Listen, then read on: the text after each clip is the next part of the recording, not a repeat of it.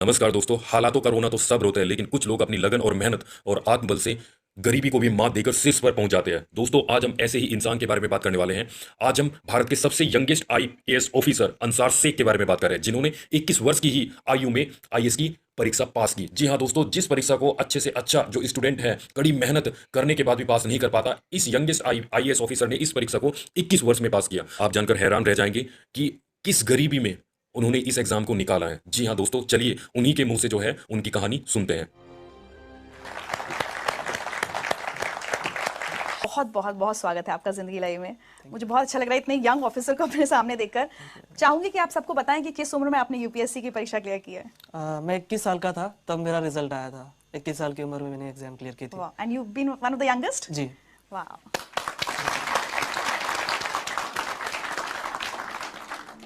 बहुत गरीबी के दिन देखे हैं बचपन में। जी हाँ बिल्कुल, क्योंकि मेरे पिताजी जैसा एक ऑटो रिक्शा ड्राइवर थे और जो बीपीएल फैमिलीज होती है, बिलो पॉवर्टी लाइन, जो घर आपने देखा अभी, वो घर भी हमें उसी के तहत मिला था। तो एक बिलो पॉवर्टी लाइन की फैमिली में मैं पैदा हुआ था। अच्छा, ये क्या हालात बन गए थे कि आपके फादर को स्कूल जाकर ये कहना पड़ा कि मैं इसको नहीं पढ़ा पाऊंगा? मेरे पिताजी को किसी ने बताया कि इसको पढ़ा के कौन सी नौकरी लगनी है, सरकारी नौकरियां नहीं है और हमारी कम्युनिटी के लोगों को नौकरियां नहीं मिलती, कोई नौकरी नहीं देता, तो उससे इसको पढ़ा के कोई मतलब नहीं है, आप इसे किसी काम को लगा दीजिए, घर में 2 पैसे आ जाएंगे। एक मैसेज सुनवाते हैं आपको। जब उसके पिताजी स्कूल में आए तो वो बोले उसका नाम निकालने का है, अब वो उसको स्कूल में नहीं रखने का। फिर मैंने बोला क्या करेंगे, फिर उसका वो क्या करेगा, तो उसको कुछ तो भी काम धंधा दे के काम करेगा। तो मैंने बोला ये अच्छा नहीं, और वो जहाँ तक पढ़ना चाहे उसको पढ़ने दो। इनकी वजह से एक्चुअली मैं आज यहाँ तक पहुँचा हूँ। अगर ये मेरे पिताजी को नहीं बताते तो शायद मैं कहीं रिक्शा चला रहा होता। आपकी अम्मी भी खेत में मजदूरी करती थी घर का खर्च चलाने के लिए? जी हाँ बिल्कुल, घर का खर्च, और मैं जब पुणे में पढ़ाई कर रहा था तो मेरा भाई भी मुझे पैसे भेज दिया करता था, लेकिन पैसे कभी कभी कम पड़ जाते थे। तो मेरी अम्मी खेत में काम करती थी, लैंड लेबर, तो वो भी उसकी जो कुछ सेविंग होती थी वो मुझे भेज देती थी। चलिए आपके लिए एक और मैसेज। पर आंसर ने पहले पास से रात का भी चिराग लगा के पढ़ाई करता गया। सो जा बोले होंगे तो नहीं तुम सो जाओ, दिन कभी कभी दिन निकल जाना उसको। जो पहले पास से पहली से एक नंबर 1 आते गया तो आखिर तक नंबर 1 ही आया उसका। उसकी पढ़ाई को हमने कोई कमी नहीं आने दी, घर के परिस्थिति बताई नहीं हमने उसको कभी।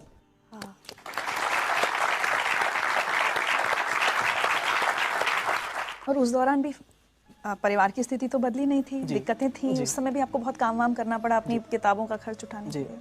10th में मेरी छुट्टियाँ चल रही थी और मुझे कंप्यूटर सीखना था, तो MSc का कोर्स आता है, वो कोर्स मुझे करना था। उसकी फ़ीस थी लगभग 2,800 समथिंग, उस वक्त उसकी फ़ीस थी। पे करने के लिए पैसे नहीं थे, तो मैंने मेरे अब्बू को बताया कि भाई ये रेस्टोरेंट है, यहाँ पर मुझे काम करना है, मुझे वो लगभग 3,000 रुपये तक कुछ पगार दे रहे हैं। तो उन्होंने कहा ठीक है तुमको करना है तो करो। फिर मैं उस रेस्टोरेंट में काम करता था, सुबह 8 बजे से लेकर रात में 11 बजे तक वो काम होता था।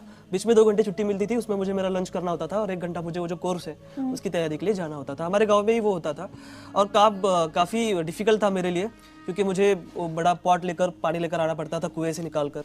फिर उसके बाद जो कस्टमर्स आएंगे उनको चाय सर्व करना, उनका टेबल वगैरह साफ़ कर देना, ये सब इस तरह का काम, एक वेटर का काम था। और उसके बाद जब 10 बजे होटल बंद हो जाता था, गांव में 10 बजे जनरली हमारे बंद हो जाता था, तो 1 घंटा मुझे जो फर्श वगैरह होता था वो सब साफ़ करना होता था बैठ के हाथ से।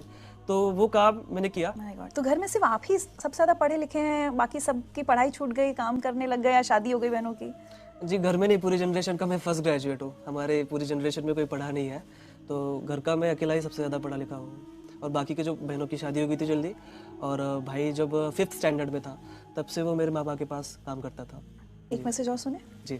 मुझे स्कूल में जाना पसंद नहीं था, यानी मुझे इंटरेस्ट नहीं था उसमें पढ़ने के लिए, पढ़ाई के लिए।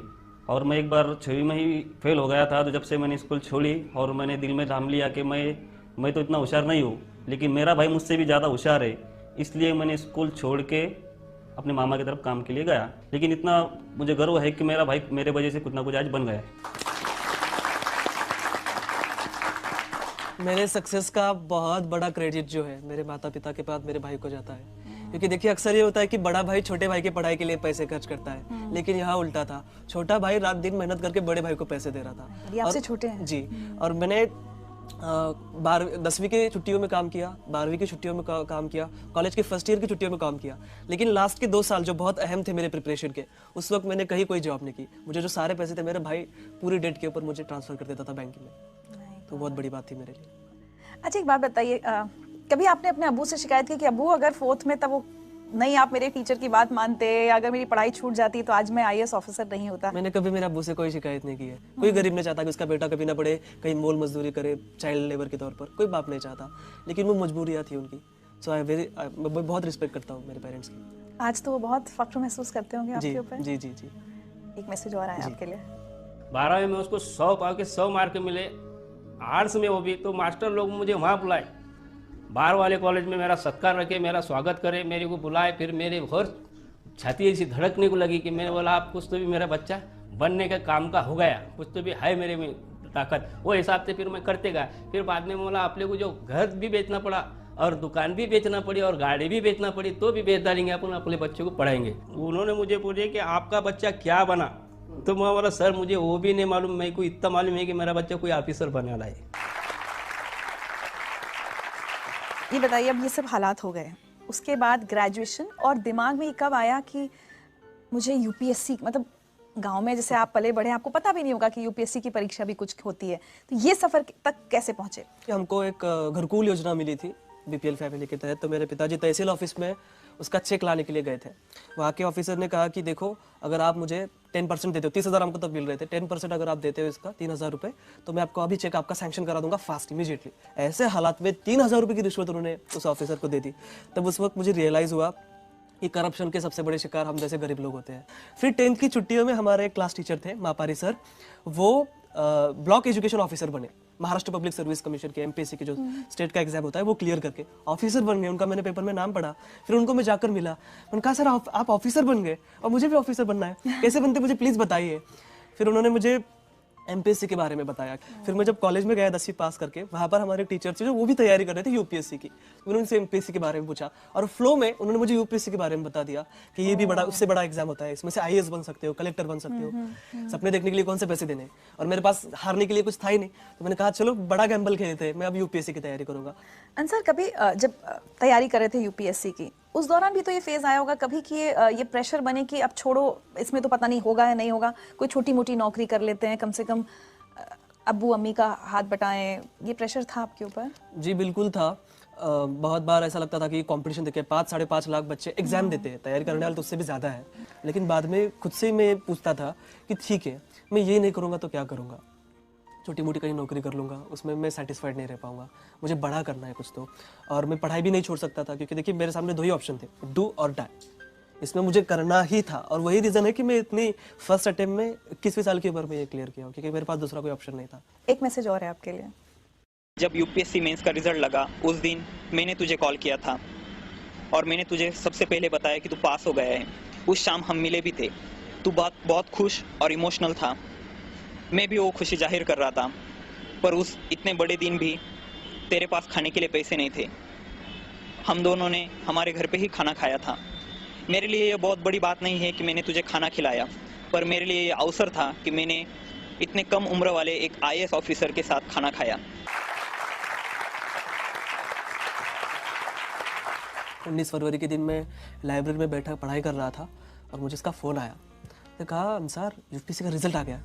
मैंने कहा माय गॉड, मेरे वहाँ पर हार्ट बीट्स बढ़ गए, मैं समझ में नहीं आ रहा था मैं क्या करूँ। उसने कहा तेरा रोल नंबर बता। मैंने कहा ले लो भाई। मैंने उसको मेरा रोल नंबर भेजा और उसने मुझे कॉल करके बताया कि कॉन्ग्रेचुलेशन तुम पास हो गए हो। मैं आपको बता नहीं सकता कि वो खुशी क्या थी। मुझे ऐसा लग रहा था कि मैं 7वें आसमान पर हूँ, मेरे पैर ज़मीन पर ही थे, लेकिन मैं बहुत ज़्यादा खुश था। उस दिन शिव जयंती थी, पूना में नगाड़े बज रहे थे और मुझे ऐसा लग रहा था कि ये मेरे जीत के लिए बज रहे हैं। शिव जयंती के दिन मुझे ऐसा लग रहा था कि मुझे गिफ्ट मिल गया हो कोई। मैं बहुत खुश था। मैं मेरे दोस्तों के पास गया, हमने सेलिब्रेट किया। अब डिसाइड किया कि चलो बाहर खाने के लिए चलते हैं। अब जनरली देखिए एक रूल तो ये है कि जो कुछ जीतता है उसको ही खिलाना पड़ता है, उसको ही बिल पे करना पड़ता है। लेकिन मेरे फ्रेंड्स को पता था कि बंदे के पास पैसे नहीं है, तो उन्होंने कहा कि यार छोड़ो यार, बाहर क्यों जाना, रूम पर ही खा लेते। तो हमने उसके रूम पर ही खाना खाया था।